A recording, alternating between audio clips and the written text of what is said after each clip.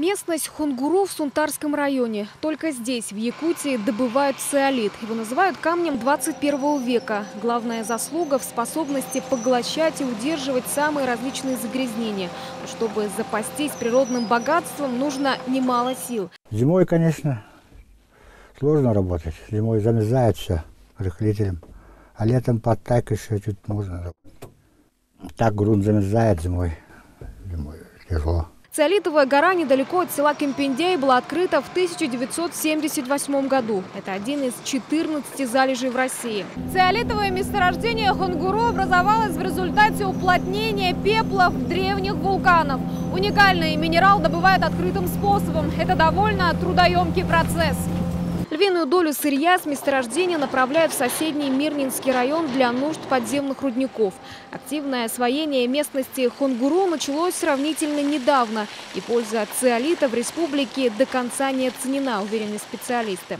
С разной экономической выгодой его можно использовать как в очистке воды, питьевой воды, строительной промышленности и также нефтегазовой отрасли, в сельском хозяйстве. Но, как ни жаль, практическое применение пока такого широкого у нас нету. В Якутии применение циолита или кипящего камня в производстве – это большая свободная ниша в бизнесе. Здесь делаются первые шаги. Выпущены опытные образцы 5 наименований продукции. Это наполнитель для кошачьего туалета Zero Cat, дезодорант-осушитель для бытовых холодильников, рассадный почвоугодий и кормовые добавки для крупного рогатого скота и для птиц. Ускорить процесс переработки природного минерала мог бы Кемпендяйский производственный кластер. Разговоры о его создании ведутся уже десятки лет. В этот проект также входит развитие соляного месторождения. История добычи стратегического продукта на Сунтарской земле насчитывает 375 лет. Этот рассол в зимние морозы под процессом раскристаллизации оседает на дно.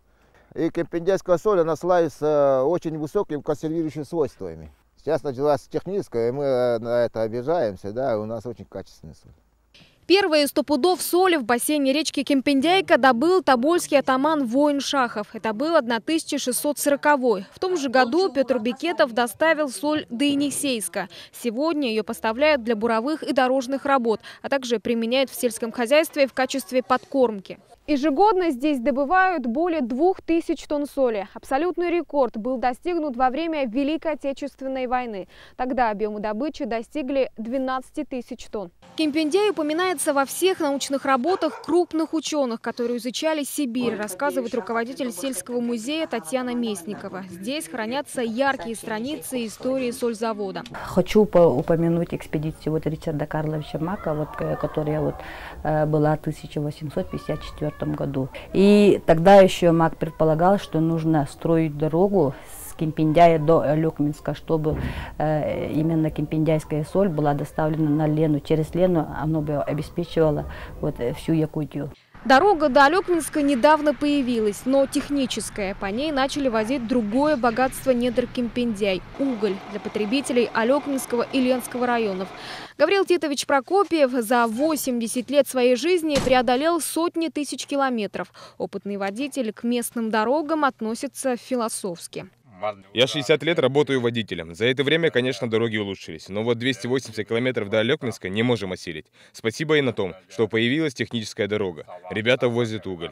Запасы разрезов в Сунтарском районе внушительные. Ежегодная производительность 30 тысяч тонн с возможностью увеличения. В связи с переходом на твердое топливо, на местное, тоже идет увеличение наших объемов. Наши отечественные производители котлов, как Черепановский, хорошие теплотворные котлы производятся и дается потребителю соответствующее именно тепло. Для работы кемпендяйского кластера необходима инфраструктура. Дороги, энергетические мощности и немаловажный аспект – рынок сбыта продукции.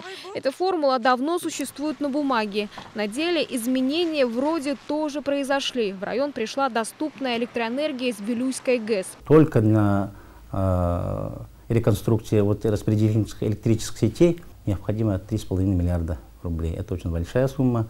Но сейчас ведутся работу по этому направлению. совместно Российской Федерации, да, и дальневосточными энергетическими компаниями. Циолит, соль, уголь и грязевые источники. И все это в одном месте. Природа подарила уникальную возможность. Исторические примеры организации работы есть. В чем проблема? Почему мы не видим это на прилавках наших магазинов? Как потребительский товар. А уж отрасли экономики соль нужна в газовой и нефтяной промышленности. Конкретные поручения дают конкретному Министерству промышленности, конкретному Министерству жилищно-коммунального хозяйства, Министерству сельского хозяйства. У нас есть специальное министерство по инновациям и науке. Они вообще ничего не делают в этой части. Идите к бизнесу, туда и идите, к малому, и им помогайте. В регионе более 53 тысяч предприятий малого и среднего бизнеса. Из них доля производственных компаний невелика. Кемпиндяйский кластер – хорошая возможность заняться пресловутым импортозамещением. Айна Винокурова, Максим Бурцев, Денис Попов, Вести, Сунтарский район, Якутск.